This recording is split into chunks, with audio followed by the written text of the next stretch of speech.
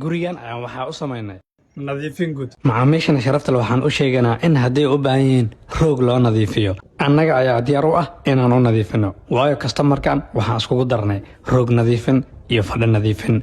guriga qayb ka mid ahna waan u nadiifinay. muhiimadana waxay tahay kastamarkan in gurigiisa uu nadiif u ahaado, carafna uu noqdo, waayo annaga waxaan ugu samaynay mashiino casri ah.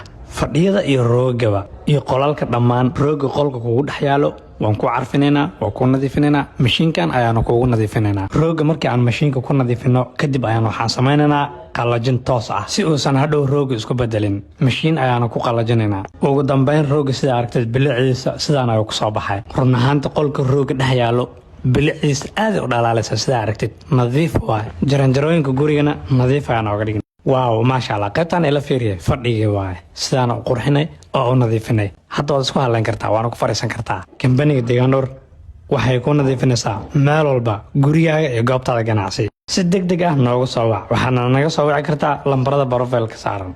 maxsan